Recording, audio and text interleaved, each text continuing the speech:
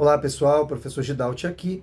Hoje eu venho tratar com vocês um tema bem específico da introdução à filosofia ou mesmo da metodologia científica, que muitos estudantes se apropriam durante os primeiros semestres de seus estudos na graduação. O que é conhecimento e quais são os tipos de conhecimento? O que é conhecimento? Conhecimento tem sido definido como uma crença fundamentada. Exatamente. O conhecimento é uma crença, uma convicção que o indivíduo desenvolve durante a sua vida, durante um curso, durante os seus estudos.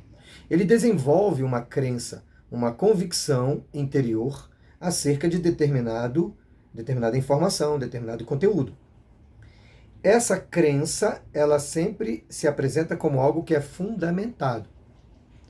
O que vai diferenciar um conhecimento do outro, exatamente, é qual é o fundamento que dá base, que dá consistência, solidez, para que esse indivíduo acredite, para que ele confie nesse conteúdo, nesse conhecimento que está sendo apresentado a ele, ou que ele mesmo está deduzindo a partir de suas experiências cotidianas. Veja, a palavra crença aqui não está associada à fé. A palavra crença aqui está bem relacionada a essa ação interior do indivíduo, ok? Subjetiva, de dar crédito a determinada informação, dar crédito a determinado conhecimento que ele constrói por si mesmo ou que outra pessoa lhe apresenta por meio de argumentações ou diversas formas de apresentação desse conteúdo. Agora vamos falar um pouquinho sobre alguns tipos de conhecimento. O primeiro conhecimento que eu quero tratar com vocês é o conhecimento tradicional. Exatamente. Estava conversando com uma aluna esses dias em sala de aula e ela me falou: professor, certa vez a minha avó falou para mim, quando eu estava doente, muito gripada, garganta um pouco inflamada, e ela falou: olha, você precisa tomar um chá com açafrão, que tenha mel, que tenha hortelã. Ela foi colocando algumas coisinhas naquele chá e a avó dela falou assim: tome, porque é muito eficaz. Vai curar você, vai ajudar você a passar por essa enfermidade. A aluna falou para mim: professor, eu não tinha nenhum tipo de convicção, eu não sabia se realmente funcionava, mas a minha avó falou, então eu segui o conselho da minha avó. Olha que interessante. O conhecimento tradicional, ele vem dessa confiança que nós temos nos mais velhos, nos anciãos, na confiança que nós temos numa prática coletiva. O coletivo age dessa maneira, ele repete aquela ação de geração em geração, vai ensinando para as crianças, e nós acreditamos naquelas informações ou simplesmente nós repetimos, nós damos continuidade. É um dado cultural que vai sendo passado, eu assimilo e começo a viver daquela maneira. Eu fui criado em Belém do Pará e era muito comum, né? Tá com alguma inflamação, alguma infecção, algo interior, assim, interno no corpo, copaíba. Teve uma lesão externa, bateu, né? Foi uma contusão, andiroba. Esse saber tradicional dos povos da Amazônia faz parte do cotidiano das pessoas lá no Pará. Então, quando tem uma enfermidade dessa, todos vão lá e já seguem. Antes mesmo da ciência investigar as propriedades da andiroba, investigar as propriedades da copaíba e por que ela de fato é terapêutica. Antes disso, havia uma tradição e nós seguimos esse conhecimento tradicional. O segundo conhecimento que eu quero tratar com vocês é o teológico. Conhecimento teológico. Qual é o fundamento dele?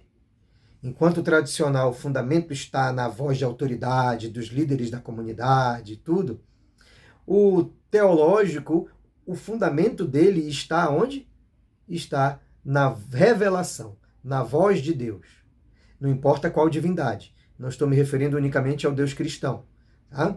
Mas o fato é que há uma acolhida. As pessoas acolhem aquela doutrina, aquela crença, aquele dogma. Elas acolhem aquele preceito moral.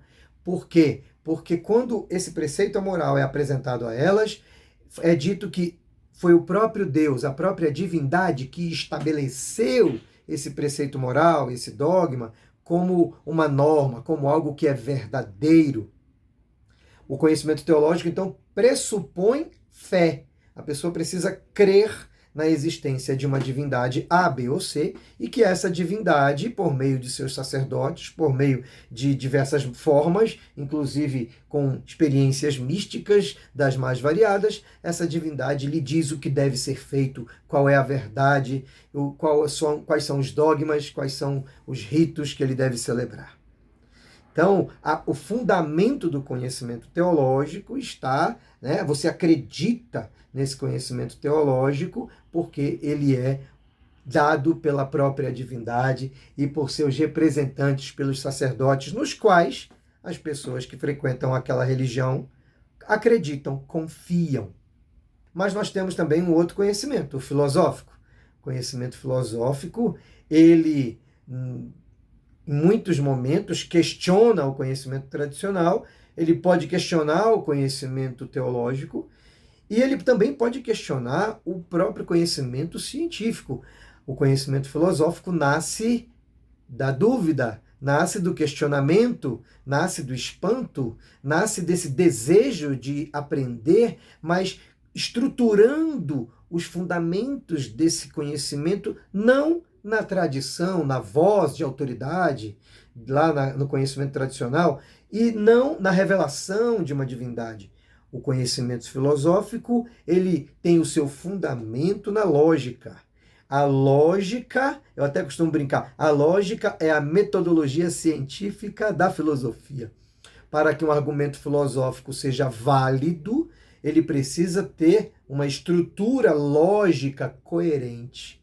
Deve haver uma lógica realmente bem estruturada, um conceito trabalhado com outro conceito, e aí você vai desdobrando esses conceitos e conclui de uma maneira satisfatória. O fato é que não há filosofia sem argumentação lógica. A filosofia não quer respostas da teologia, ela não quer respostas da tradição, ela quer respostas desenvolvidas a partir da lógica e da razão.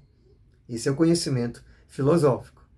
E esse desejo de questionar, muitas vezes, se viu diante de problemas. Problemas que ele não conseguia resolver simplesmente com a observação e com a dedução, né, ou indução racional. Era necessário fazer experimento. Era necessário, em muitos momentos, pegar aquela substância, colocar num laboratório de química e submeter aquela substância a determinados testes e, a partir da estatística, do que foi válido, do que não foi válido, aquele experimento era bem sucedido. E a partir daí você tem todo um arcabouço de conhecimento que não é resultado da lógica, simplesmente, ou da fé, nem da tradição. Agora o conhecimento é construído a partir de testes laboratoriais e pesquisas de campo, pesquisas empíricas. Você precisa apalpar o resultado. A ciência moderna, ela depende muito daquilo que está materializado, daquilo que está na matéria. Então, pesquisa-se em ciências humanas, pesquisa-se também de forma empírica, mas tem que ter questionário, ou tem que ter uma entrevista muito bem interpretada. O fato é que, mesmo no caso das ciências humanas, em que existe uma possibilidade de interpretação bem subjetiva dos dados que são coletados numa pesquisa de campo, a ciência moderna, ela tenta validar sempre as suas afirmações, validar as suas crenças. O fato é que nós temos esses 4 tipos de conhecimento. O conhecimento da tradição, tradicional, conhecimento teológico, o conhecimento filosófico e o conhecimento científico. E você pode me perguntar, professor, cadê o conhecimento do senso comum? Onde ele está, professor? Por que você não colocou lá no início? Eu vou dizer por quê. Porque o senso comum, ele sempre tem sido, ou ao menos muitos autores têm trabalhado com o senso comum, como se ele fosse algo sempre avesso da ciência. Como se o senso comum fosse algo sempre carente de uma argumentação científica, carente de uma argumentação filosófica. É o conhecimento do povo. Ele sempre é meio carente de verdades fundamentadas ou de crenças fundamentadas na argumentação científica ou filosófica. Bem, isso aí não é verdade. Por quê? O senso comum, essa palavra, ela vem junto, trabalha um pouco com aquele conceito do Durkheim de consciência coletiva. O que a maioria das pessoas, o que aquele conjunto da população acredita?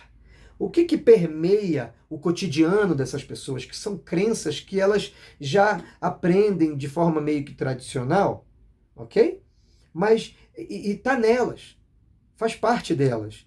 Ah, mas então é o conhecimento tradicional? Não. Quando você tem países em que a educação secular, a educação formal, o ensino de ciências está consolidado e que todas as crianças bebem no conhecimento científico desde a tenra idade, na escola, até a sua fase de educação superior, do ensino superior, essa consciência coletiva, aquele povo, eles têm uma capacidade de interpretação dos fatos naturais, do cotidiano, eles interpretam a realidade e constroem conhecimento, crenças validadas, não pela teologia.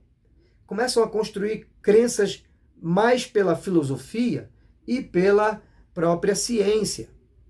É muito comum que, inclusive em muitos países onde a ciência está muito difundida, que aconteça de forma muito forte aquilo que é denominado de secularização, que é um fenômeno sociocultural onde as pessoas de determinado povo, de determinada comunidade, deixam de interpretar o mundo, a natureza, a sua própria vida, a partir de uma lógica ou de uma estrutura de conhecimento teológico, começam a abraçar mais o conhecimento racional filosófico e o conhecimento empírico científico para explicar as coisas. O senso comum não é igual. O senso comum em cada país, em cada comunidade, ele pode se comportar de uma forma. Ele pode ter um impacto muito grande do conhecimento teológico dentro desse senso comum. Ou pode ser um senso comum que sofreu muito impacto do conhecimento tradicional. Ou pode ser também aquele que já bebeu bastante em argumentos filosóficos, em lideranças que difundiram muito conhecimento filosófico racional, até que também chegam no momento em que você tem instituições de ensino desde o século XVIII, XIX, instituições públicas que difundem conhecimento científico para toda a sociedade. Querendo ou não, o senso comum de uma sociedade não é igual ao senso comum de outra sociedade, de outro grupo. Quando você está na universidade, na academia, o mais importante é que você desenvolva a dúvida, a inquietação filosófica e ética, tá? A inquietação da filosofia junto com a metodologia científica. A filosofia não pode andar longe da ciência, senão a ciência vira mero instrumento de poder nas mãos dos ambiciosos, né? A ciência precisa ser regrada, mediada, ela precisa ser temperada com a ética, com a dúvida filosófica, com o questionamento filosófico. Então, gente, é isso. Você está na academia agora, começou a fazer faculdade, recomendo que você se aprofunde no conhecimento filosófico, especialmente na epistemologia e na ética, e que também você se aprofunde no conhecimento científico empírico, que desenvolva, que aprenda métodos de pesquisa científica que podem ser qualitativos, podem ser quantitativos ou quali-quanti, e aí tem diversas formas de você compor a sua pesquisa de acordo com o que você está estudando. Para terminar, quero dizer, por fim, que o conhecimento teológico, aquele que em muitos lugares é colocado no canto, né, como se ele não tivesse mais importância, o conhecimento teológico necessariamente não é algo que vai ser superado pelo conhecimento científico. Essa era uma previsão do Augusto Comte, que o conhecimento positivo, científico, iria substituir paulatinamente o conhecimento filosófico e o conhecimento teológico. Isso não é necessariamente algo confirmado pela história. Pelo contrário, o conhecimento teológico, apesar de toda a ciência que tem sido desenvolvida na nossa sociedade, o conhecimento com fundamentação teológica continua vivo, as pessoas continuam frequentando suas comunidades de fé das mais variadas religiões. O fato é que existem profissionais, grandes profissionais, que são pessoas que executam o seu trabalho com perícia científica, técnica, né? E que se sentem motivados a acolher outras pessoas e ter um trato mais humano dessas pessoas, porque eles também beberam no conhecimento filosófico, da ética, mas também porque são orientados muitas vezes por preceitos religiosos. Sim, existem muitos preceitos religiosos que nos falam do amor ao próximo, que nos falam de acolher a pessoa que está sofrendo. O fato é que a religião não é algo necessariamente que vai ser expurgado da sociedade com o crescimento da ciência. Não. Ok? Existem pontos de tensão? Sim, existem. Mas não quer dizer que esse conhecimento científico vai anular ou invalidar o conhecimento teológico em todos os seus aspectos. Não é assim que funciona. É preciso ter uma conversa até mais profunda sobre esse tema, que não cabe nesse vídeo. Tá bom? Mas fica aí o que é conhecimento e quais são os tipos de conhecimento para você. Um abraço.